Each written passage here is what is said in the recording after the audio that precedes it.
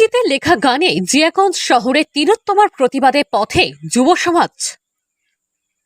আরজিকর কাণ্ডে বিচার চেয়ে ফের জিয়াগঞ্জে পথে নামল নাগরিক সমাজ। সাংস্কৃতিক কর্মী থেকে শিক্ষক শিক্ষিকা থেকে সমাজের বিভিন্ন স্তরের মানুষ অংশ নিলেন প্রতিবাদে। জিয়াগঞ্জে অরিজিৎ সিং এর শহরে আরজিকর কাণ্ডের ঘটনার প্রতিবাদে গান করে মিছিল করা হয়। জিয়াগঞ্জে আরজিকর কাণ্ডের ঘটনার প্রতিবাদে জিয়াগঞ্জ শহর জুড়ে পদযাত্রার মধ্যে দিয়েই গান করে প্রতিবাদ করলেন বিভিন্ন সংগঠনের সদস্য ও সদস্যরা এবং সাধারণ মানুষ। আজকে প্রোটেস্টে বেরিয়েছি। আমরা চাই প্রত্যেকটা মেয়ে যেন সুস্থভাবে যেন নিজের মতো করে রাস্তায় চলাফেরা করতে পারে, কোনো টোন টিজিং যেন আমাদেরকে সহ্য করতে না হয়।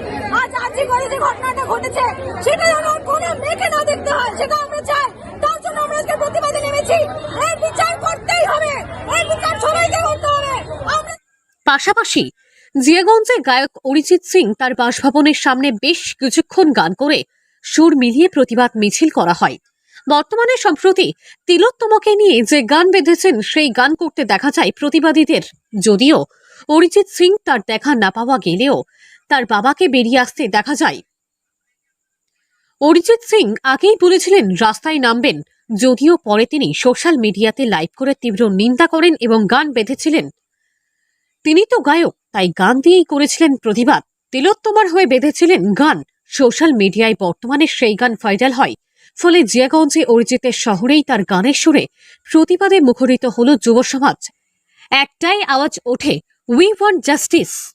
যদিও অরিজিৎ সিং আগেই বলেছিলেন, আমি পথে নামলে সেলফি তোলার ভিড় হবে, অনেকে ভাবছে আমি বেরোলে আমার সঙ্গে ওরাও হাঁটবে।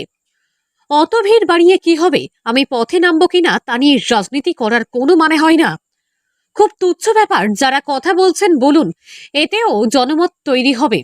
বিতর্ক হলেও ঘটনাটি নিয়ে আলোচনা তো হবে।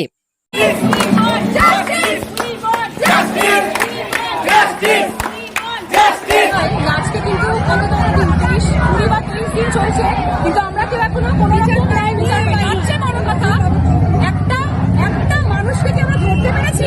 কিন্তু আমরা সকলে সবটা জানি। এই একমাত্র মনে হচ্ছে এই মিছিল যেখানে কেউ বিরক্ত নেই। কেউ কি বিরক্ত?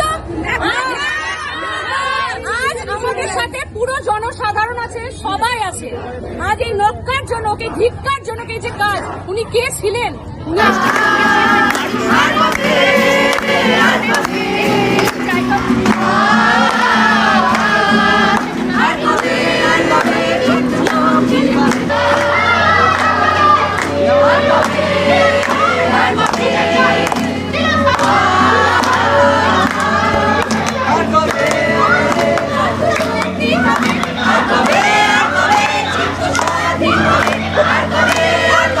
মুর্শিদাবাদ থেকে কৌশিক অধিকারীর রিপোর্ট, লোকাল 18 বাংলা।